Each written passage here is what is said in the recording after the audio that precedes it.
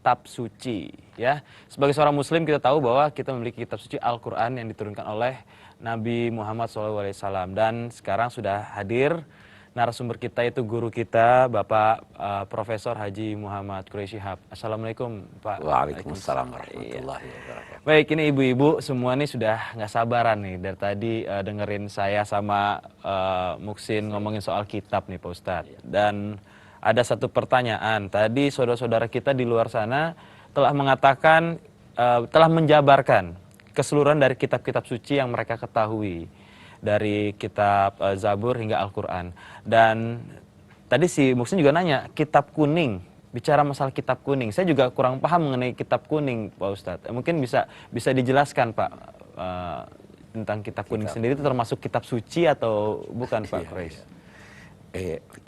Kitab kuning sebenarnya satu istilah populer di Indonesia. Itu kuning, kertasnya yang kuning. Nah, kenapa kuning? Kita lihat. Dulu lampu redup-redup. Ada orang-orang yang membaca karena di rumahnya lampunya belum ada listrik. Maka dia kalau ada malam belajar di bawah sinar bulan. Kalau kertasnya putih tidak jelas, maka dipilihlah kertas yang berwarna kuning.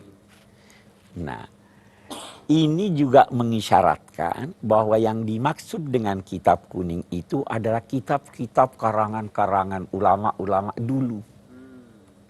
Yang ketika itu warnanya kuning. Kalau sekarang, kitab-kitab dulu yang ditulis dalam kertas warna kuning itu sekarang sudah warna putih semuanya karena sudah ada percetakan dan lain-lain sebagainya. Ya. Jadi kitab kuning itu tidak ada kaitannya dengan kitab suci. Tidak ada kaitannya ya, cuma ditanya perbedaan dari zaman dulu dengan zaman Zaman sekarang. dulu dan zaman gitu. sekarang. Ya, lalu mengenai kitab suci sendiri, Pak Quraisy, kira-kira kitab suci apa saja yang harus kita percayai? Kita sudah pernah berbicara bahwa sesuatu yang harus dipercaya itu adalah apa yang diinformasikan oleh Al-Quran. Ya. Di dalam Al-Quran, secara jelas ulama berkata, ada disebut, kita bisa berkata 4 atau 5. Kita lihat. Allah berfirman, wa ataina Dawuda zabura. Kami menganugerahkan kepada Daud Zabur. Zabur itu kalau dalam bahasa artinya sesuatu yang tertulis. Nah, itulah yang kemudian dinamai kitab Zabur. Kitab yang dianugerahkan Allah kepada Nabi Daud.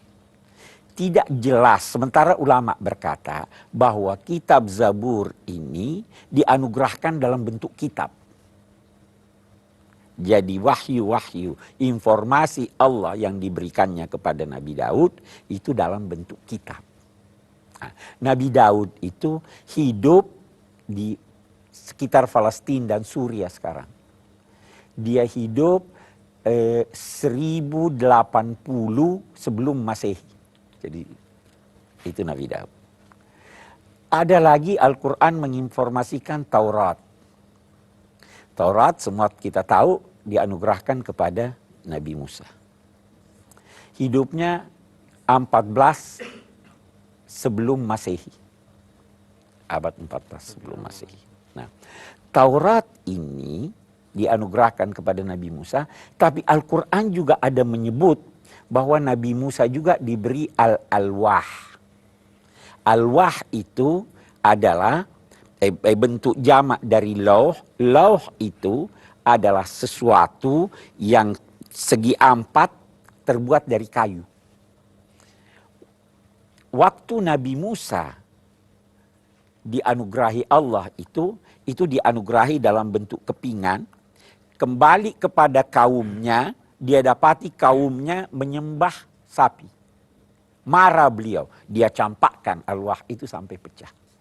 Isi dari alwah ini atau Taurat ini tidak jelas. Allah hanya menjelaskan bahwa fihi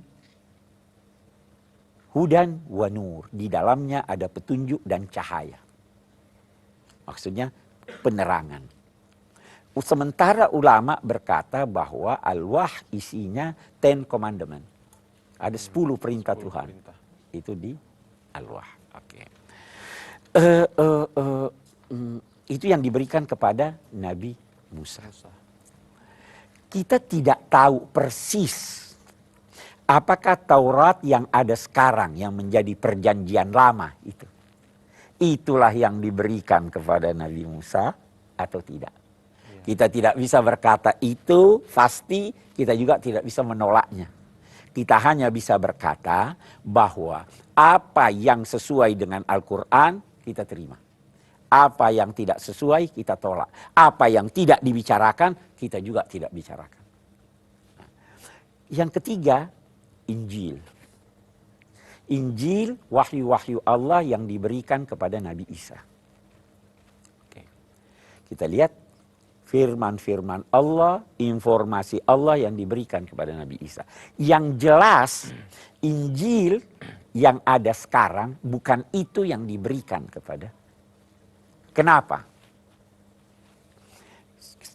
Karena menurut kepercayaan umat Kristiani, Injil yang ada sekarang ini yang terdiri dari Markus, Yohanes, Matius, dan sebagainya itu, itu ditulis oleh Markus, Yohanes atas ilham Tuhan menyangkut kehidupan Nabi Isa. Jadi dia kira-kira mirip dengan sunnah atau hadis. Sedangkan dalam kepercayaan umat Islam, Injil itu wahyu Allah, informasi Allah, tuntunan Allah kepada Nabi Isa. Sedangkan ini, jadi itu bukan itu yang dimaksud oleh ini. Walaupun saudara-saudara kita umat Kristiani percaya bahwa itu diilhami Allah sampai ditulis.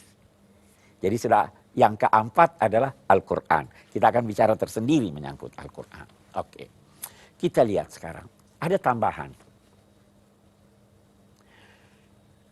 Di dalam surat Sabbihisma Rabbikal A'la ada kalimat Suhufi Ibrahim wa Musa. Suhuf itu artinya lembaran-lembaran. Kalau begitu ada yang diberikan kepada Nabi Ibrahim.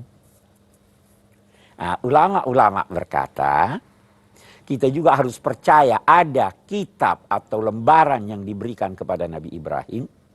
Sementara ulama berkata ada 10 lembaran isinya tuntunan moral.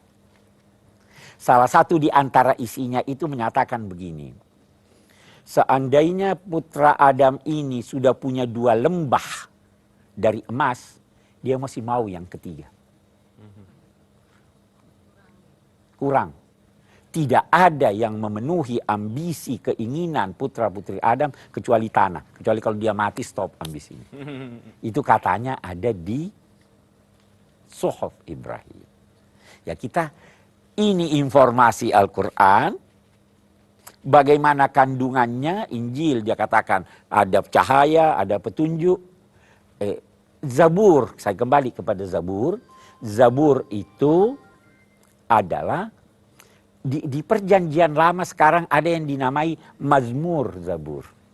Kita juga tidak bisa yakin persis apa itulah yang diberikan kepada ini. Karena kata Mazmur Zabur itu bisa berkata nyanyian-nyanyian yang dinyanyikan oleh Daud. Nah, jadi kita cukup percaya bahwa Allah pernah memberi informasi kepada Daud itu dalam bentuk buku, kepada Musa itu yang dinamai Taurat, kepada Nabi Isa itu yang dinamai Injil, dan kepada Nabi Muhammad itu yang dinamai dengan bermacam-macam nama, dan juga ada kepada nabi-nabi yang lain, antara lain kepada Nabi Ibrahim alaihissalam. Saya kira itu menyangkut. Iya, luar biasa dan cukup spesifik juga dijelaskan oleh Pak Qureshi tentang kitab-kitab yang kita ketahui sekarang ini. Baik, kalau begitu pemirsa yang di rumah jangan kemana-mana.